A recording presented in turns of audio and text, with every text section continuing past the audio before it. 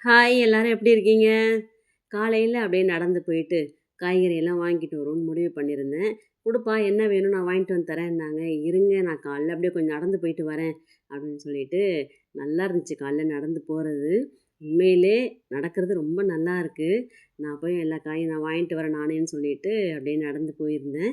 அங்க வந்து கீரை, எல்லா காயுமே ஃப்ரெஷ்ஷா வச்சிருப்பாங்க. அப்புறம் அத்திப்பழம் வாங்கினேன். சூப்பரா இருந்துச்சு அத்திப்பழம். சரி அத்திப்பழம் ஜூஸ் போடலான்னு சொல்லிட்டு அதுவும் வாங்கியிருந்தேன். காளான் ஒரு பாக்கெட் வாங்கியிருந்தேன்.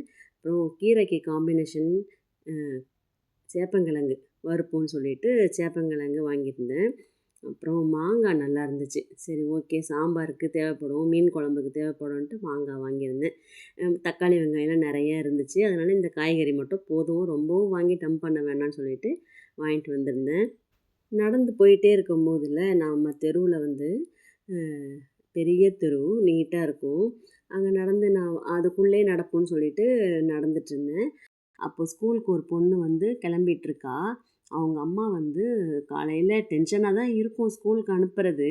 இருந்தாலும் பொம்பள பிள்ளைய வந்து அவ்ளோ திட்டு திட்டணுமா? அப்படின்ற மாரி எனக்கு கஷ்டமா இருந்துச்சு மனசு. கீழ உட்காந்து தல வார்றதுக்காக அவங்க வீட்டு வாசல் படிக்கிட்ட, கேட்டுக்கிட்ட கூட்டு வந்திருப்பாங்க போல இருக்கு. அங்க வந்து கீழ ஏதோ துணி விரிச்சு உட்காரணும்னு சொல்றத, அவ்ளோ வார்த்தைகள் சொல்லி திட்டுறாங்க. அந்த பிள்ளைங்க படிக்கிற பிள்ளைங்க தானே ஸ்கூலுக்கு போகணும்.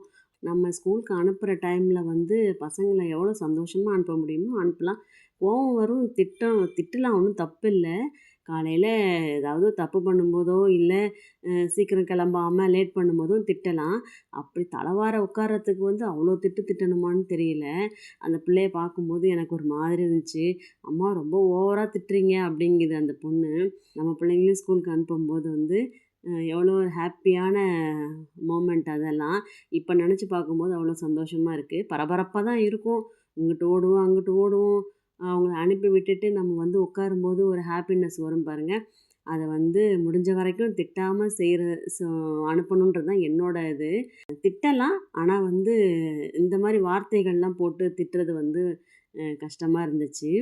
அதுக்கப்புறம் வந்துட்டே இருந்தேன்.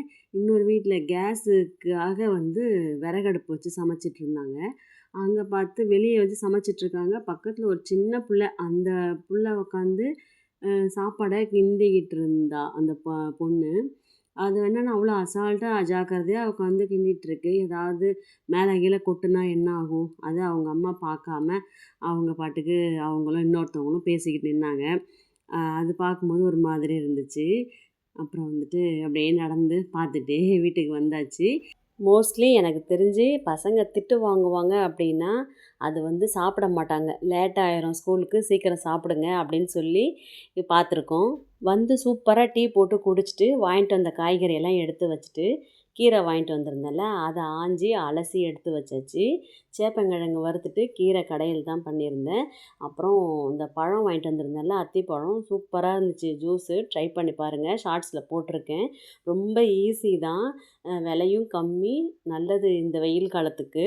அப்புறம் வந்துட்டு மாம்பழம் நேத்து வாங்கினது இருந்துச்சு. அதுவும் கட் பண்ணி லஞ்ச் பாக்ஸ் பேக் பண்ணியாச்சு.